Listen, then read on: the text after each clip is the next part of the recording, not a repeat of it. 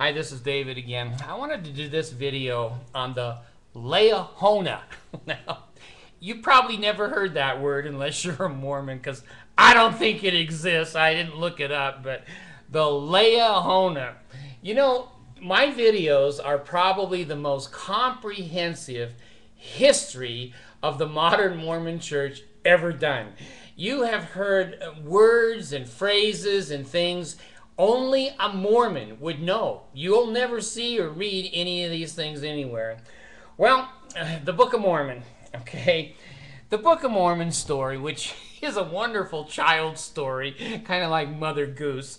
The Mormon church is moving more and more away, and they're saying the Book of Mormon is not a historical document.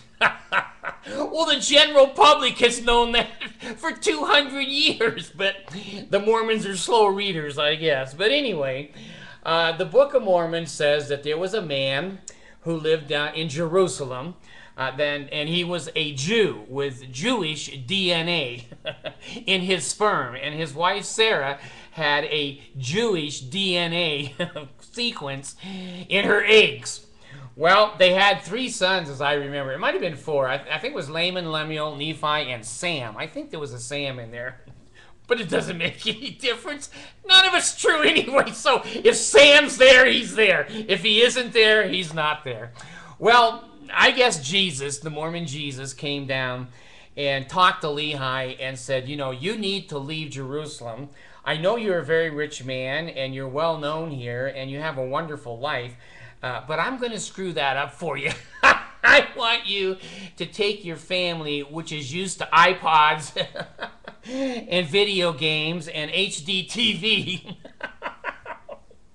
and modern transportation, and walk your ass to the ocean. So Lehi, he's like a Mormon. He bows his head and he goes, yes. Well, his family wasn't crazy about the whole idea of leaving their beautiful home and all of their possessions and their ease of life and taking their Jewish DNA genes to the side of the ocean. Now, when they got there, the kids and the mom looked at Lehi and go, what now? If we go east, we go home. If we go west, we're going to drown. Where is your Jesus? Well, anyway, Lehi said, well, Jesus has told me to build some magic submarines. I can still see in the grave their eyes rolling over. Magic submarines? And he goes, yes, yes.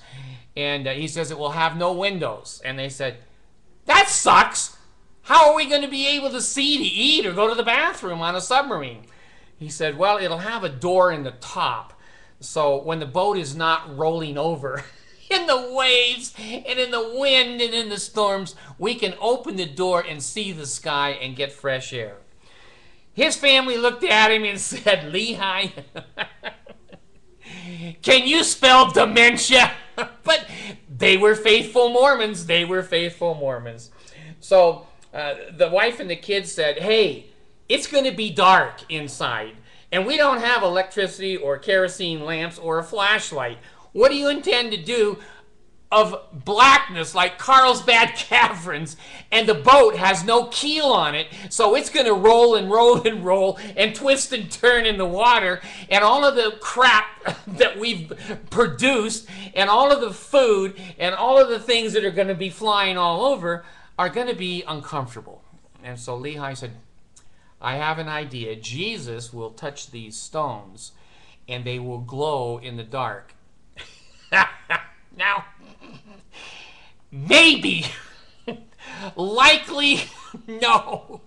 I have never seen a rock glow. Now, I've seen uranium-235 and the other one, what is it, 214? And under certain circumstances, it can have a little bit of a green luster to it. And I've seen the grunion running in California in the waves, and they turn a little bit green. But these were rocks. So the Jesus rocks were the lights, kind of like the floodlights, I guess, to put inside the submarine. So, Lehi, I don't know how old the guy was, but he had to be over 50 because Laman, Lemuel, and the kids were all 25, 28, so he had to be 50, 55. And, 10 years ago, I was 55, but I wasn't into building submarines because I didn't know crap. I didn't know anything about building a submarine, and I think Lehi was a merchant. I think that's how he made his money. He bought and sold. So magically, I guess Jesus gave him some blueprints and then threw a pile of wood and metal and screws down on the ground for him. And Lehi hand-built a submarine big enough to carry his family of, what has he got, 3, 4, 5 or 6 people, and all the food and fresh water that they're going to need for a journey across the ocean. I don't know if he was trying to play Little Noah, if he put a few animals in there to eat or not. I don't know. But anyway, he called his insurance company Geico. And the lizard said, I'm not insuring that submarine. And Lehi said, Jesus told you to insure it. And the little Geico goes, no. And he started running. Well, no one else would insure this piece of crap. But his family had faith, if you believe that. My dad is in his 80s, and if he asked me to get in a submarine now that he built, I'd say, Dad, let's go over to the home. You're off your meds. But anyway, Lehi's Mormon family believed that he was a prophet, I guess, and they all got in this boat, submarine. Well, it's a bitch to launch it off the beach because there's no one there to push it off. And if you push it off and it turns upside down, you have to have the latch closed. And how is that person on the outside? He's rolling and rolling like a barrel race.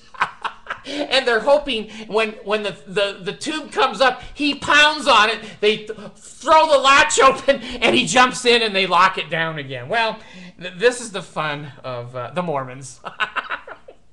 So who knows? There's no records, and only the Mormons themselves know these things. How long those people were in that piece of crap that rolled and put feces and urine and food all together over their heads, birds and magic rocks hitting them on the head, but at least they could see the injury because they glowed. Well, enough of that. Okay, so they come to the promised land, which is South America. And the Book of Mormon says basically they were the first people there. I guess Moroni, when he wrote the Book of Mormon, didn't know there was Aztecs, Incas, and Mayas there for thousands of years. But the Mormons believe Lehi and his 3 or 4 sons and Sarah were the first ones there. Well, again, I don't know how you get out of a submarine when the hatch may be down. Does everyone get on one side and roll the damn thing so that the top is up? How do you know the top is up? You might think it's up, unscrew it, and the water just comes in. But anyway, I guess Jesus undid the latch for him, and they jump out on the beach. And the family looked at Lehi and said, we had a nice house there in Jerusalem, and we brought our Jewish genetic codes. And there's nothing here. There's no roads. There's no cities. There's no towns. And so rather than building cities, roads, and towns, Lehi says to his son Nephi, I forgot something back in Jerusalem. And Nephi goes, what? Dad says, well, I don't have the records. Laban, my servant, he has all the records. And Nephi says, what the hell, Dad? Why didn't you bring the records? How the hell are we going to get back to get your lost records? Are you nuts? And Lehi said, no, I am the prophet of the Lord. You're going to get in that damn submarine again. And it will float back exactly to where we came from. Even though it has no map, no keel, no sextant, no way to tell where the hell you are, but you will roll inside that boat to go get my records. Well, Laman and Lemuel said to the dad, they go, we ain't going, Dad. We've already been in the boat. No. Lehi goes, I'm a good Mormon. I'm a missionary. I'm going to go. opposition in all things. The Lord will never test you in something that you can't do. So somehow Nephi magically, everything's magic in the Mormon church, got back to Jerusalem. He didn't have a car. He didn't have any clothes. He didn't have any transportation. But somehow he made it to Laban's house, which I guess was close to their nice, expensive house. And he found, according to the story, this man Laban. And Laban, it was Friday night, and he'd been working all week, and he had a couple of beers in him. So Nephi says to God and to himself, I guess, is it better that one man perish than a whole nation dwindle in unbelief? So that was an excuse for Nephi to cut his damn head off. So he whacks him with his own sword, cuts his head off.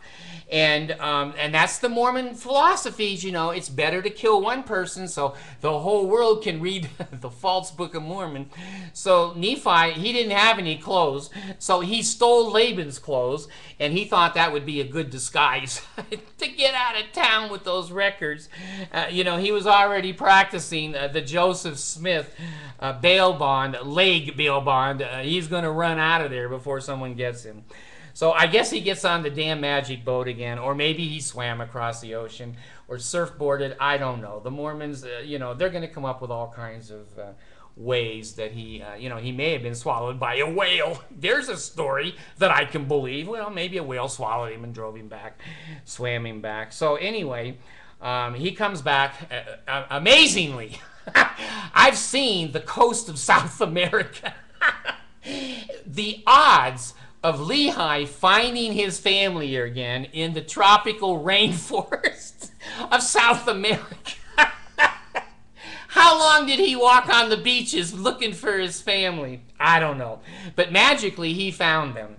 And so they built some tents, I guess, and they were sleeping, and they looked at each other after, I guess, a few weeks or months just sitting there on the shore. And Sarah looked at her husband and said, you know, you're an idiot.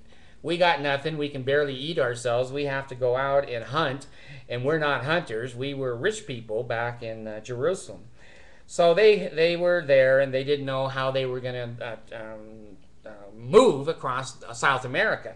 The satellites and the GPSs weren't there yet. So anyway, they woke up one morning, and they come out of their tents from sleeping, and lo and behold, there's this magic compass that somebody put on the ground in front of their tent.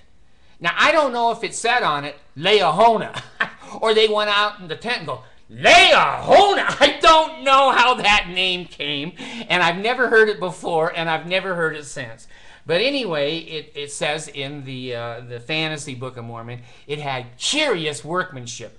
I don't know, is that an alien that put it there, or you know, some other society, or maybe the Incas and the Mayas ran over and made it out of metal for them? I don't know. But anyway, they have now the magic Liahona. Now, the story would be more believable. It's unbelievable all the way through, but it would be more believable to me if it was a compass. You know, if it pointed north and you could turn it and say, hey, here's east. Let's keep going east. That would make some sense. I don't know where it came from, but if it was a compass, that'd be cool. It wasn't. It was a magic crystal ball. Have you been to Disney World in California, where the lady is inside the crystal ball in the haunted mansion, and she's looking around? That scared my kids to death. And the first time I went in, I said, you know, where's her body? But anyway, the Liahona was not a compass. I guess it had a needle on it, and when the people, Lehi and his family, were righteous, now crossing the ocean in that piece of crap submarine and leaving everything they owned for Jesus, if that's not enough, I would have gone atheist, which I have. That would be enough for me to say, you know, Jesus, I got enough Jesus points. I ain't going to do this. So anyway, they picked up the Liahona. I don't know how heavy it was, if it was a bowling ball or what it was. But when they were righteous, the needle would point, and then they would follow the needle. But when they had bad thoughts, Or they watch porn, or, the boys thought, gee, I left my girlfriend there, and, they had these evil thoughts that Satan brings into a man's heart. The needle, I guess, would go round and round. I don't know. I don't know if it just jumped up and down, or if it went round and round, or it just went in one place. If it just went in one place, I would have gone, hey, we're in the right way. Let's just keep going. I wouldn't have known. So the needle must have gone round and round and round, saying, you are evil. I am Jesus, and I'm not going to show you the way. And then when they all knelt down, bowed their heads, and say yes, and give each other the patriarchal grip, the damn needle stopped. And then it would go, okay, this way. So, if you're a Mormon and you believe that, you belong in the haunted mansion in Disney World. I just don't believe it, folks. I just don't believe it. And here's the frosting on the cake. Moroni, after this whole, everybody was having wars, and there were towns, Zarahemla, and all these ancient Book of Mormon things. The Lamanites were bad people, so they turned brown, and they were loathsome, according to the Book of Mormon, and evil, because that's what dark skins and black skins are to the Mormons. They've taken that out of their Book of Mormon in the last 10 years. But anyway, if they obeyed the white man, they would turn white. More magic, more magic. Now, I have a lot of Asian friends that have brown skin, and I used to have 2 or 3 black friends, and they were good people, but they never turned white. Not one of them never turned white. So there's another magic thing in the Book of Mormon, okay? So, Moroni was the last one to write in the Book of Mormon, and I think he was laying on Hill Cumorah. Of course, according to the church, he'd made it to upstate New York. Now, that's a hell of a walk from South America, but, he may have been training for the Olympics. I don't know. And the picture the Mormons show, he's got this great big warrior helmet on, and a breastplate, and a sword, and the gold plates that he's riding on. Well, try walking from Peru or Honduras or Brazil to New York with all that crap in your arms. Okay, they still believe that. He was a very fast runner and a very strong man. Well, he recorded, according to Joseph Smith, there were millions of people that fought and died in upstate New York. Now, I don't know if that's Finger Lakes area or if it was down in, Manhattan. I don't know where in New York, but they're all saying up around the Book of Mormon site, which is the Hill Cumorah, which I've been to, and they have a little hole and a plaque there, like that's the real place that the gold plates were hidden. But anyway, when you are Rome or Greece or Palestine or Jerusalem, when you have huge cities and wars, most of the time the men do not throw biodegradable sacks of water on each other. Most of the wars that I've seen, they tend to carry swords made out of whatever products they had. Well, Joseph Smith said they were steel swords. There was no steel in ancient America. There was no steel. They were still in the Bronze and the Copper Age. So, there's another prophecy that, did it come true? Didn't it? I don't know. Maybe Joseph thought they were steel. I don't know. Well, there's Moroni laying there recording the last part of the Book of Mormon about being righteous, being white and delightsome, and killing all of the Lamanites. Well, if 1 million men fought each other, you would think there would be one breastplate or one shield or one sword somewhere. Did they all go like the gold plates, magically went up into heaven? Hey, maybe that's why we don't have any actual artifacts of the Book of Mormon. 1 million men have to go pee-pee and poo-poo. We didn't find any restrooms either. There was none of those Johnny portables that... There were no plates to eat on. There was no silverware. There was no horses. Joseph Smith said that there were horses down there in South America.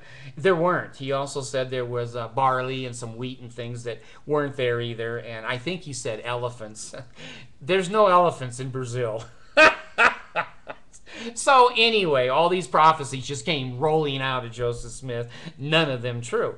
Well, here you are with the Liahona. Now, where is the Liahona? I think it's with the gold plates, because the sword of Laban that Nephi used to cut off and murder Laban, the Mormon church says it has. But you can't see it. You can't see shit in the Mormon church because it doesn't exist. So the Liahona is in the church archives in the mountain, the Granite Mountain in Salt Lake City, where no one can go in except the head Mormon authorities. So the Liahona is in there, the breastplate that Joseph supposedly used to translate with, and the magic gold plates. I don't know if the gold plates went to Moroni's house or to the vault. I don't know. But this is the stories in the Book of Mormon. Now let me cap this video with one thing. And this was one thing that never set well with me in the Mormon church. In the Book of Mormon, there's a king. He didn't want to be king. His name is Benjamin. And all the people said, we want a king, we want a king. And Benjamin said, all right, I'll break down and I'll be your king. Well, he was a good king, and which there's not a lot of, according to the book. Right. And so he brought all the people together because they were turning brown. They were being evil. They were, you know, sex and drinking and watching porn. I don't know what they were doing, but they were turning brown, and he had to correct them. So he stood up on a rock like Moses. But I remember his speech very well. And he says, you know, I didn't want to be your king, and I'm doing you a favor being your king. And being the king, I need to warn you when you're being evil. And then he said this, you know, I've never taken 1 cent from you people in tribute or taxes or for payment for my services. I have supported my family in the fields all the time I have been your king.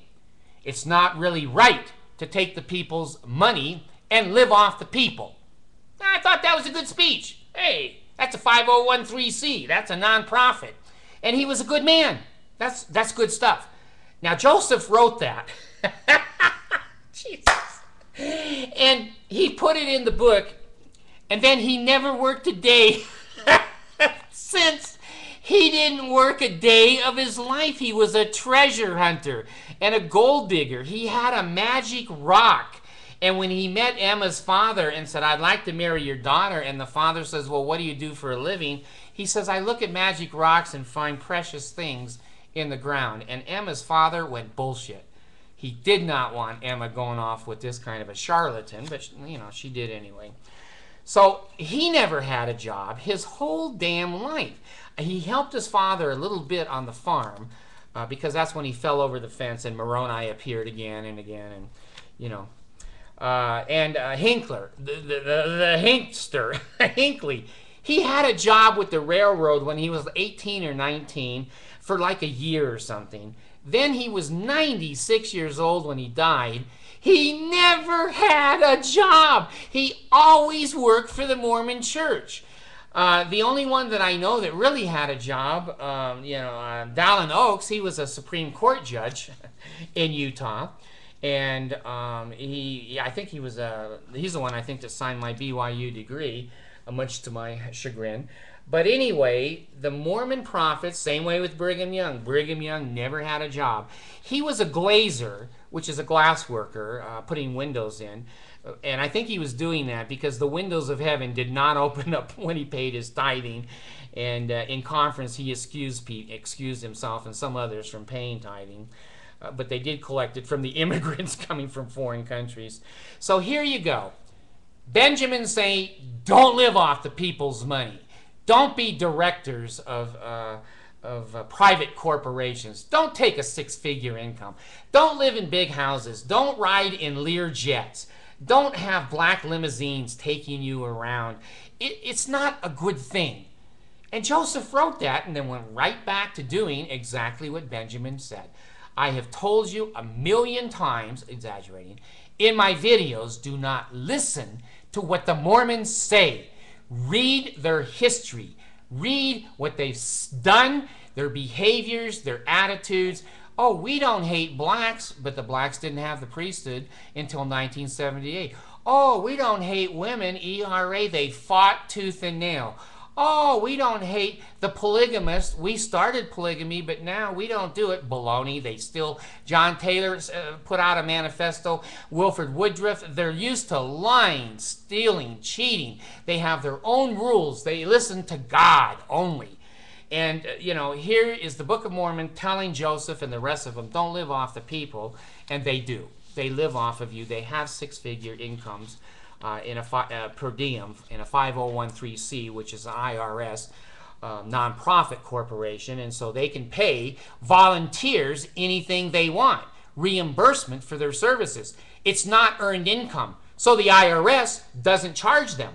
It's not earned income. Social Security continues to pay them their full amount of Social Security because they have no earned income. And they get a six-figure income from the 5013C. And guess what? It's not income or gain. No tithing. No tithing. You poor people with 5 and 7 and 8 kids that can't even buy a McDonald's Happy Meal for the family. These yo-yos are off there. Their kids get to go to BYU for free, and they, whether they're stupid or not, their ATC scores don't mean shit. They just get in. They have retirement. They have a death benefit. They have 100% health coverage and a credit card that goes anywhere, anything. I knew John Hunter, who was Howard W. Hunter's son in Ojai, California. John and I were friends. I really admire John Hunter. And his wife, Louine Hunter, they had credit cards from being family members of Howard W. Hunter. Well, when Howard W. Died, the credit cards were supposed to be returned. The family didn't. They bought some furniture, and they used your tithing money for some other kinds of things.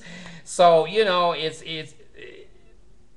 I just shake my head. Being a Mormon, I'm lucky my head has not fallen off. Being a past Mormon, being an ex-Mormon. I just shake my head at the things that humans believe. And you know, a very famous man, I can't quote who it was, but I did take classes at BYU, and that is, human beings will not believe a small lie.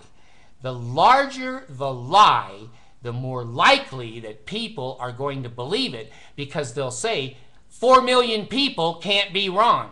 Well, the Nazis were wrong, and the Crusades were wrong, and millions of people have been wrong. But it's mankind's destiny to believe that the bigger the lie, the more truth is there. Well, there's the Mormon Church in a nutshell. So if any of you find the Liahona, I'm sure the Mormon Church would buy it from you for $1 million, like the Salamander letter, and Mark Hoffman, who ripped Hinckley off, $1 million of your tithing money. So keep your eyes out for the Liahona. It may show up, and I may be an idiot, and then I'll be, you know, eating whatever it is, humble pie. But I haven't seen the Liahona lately. And you know what? Neither of you.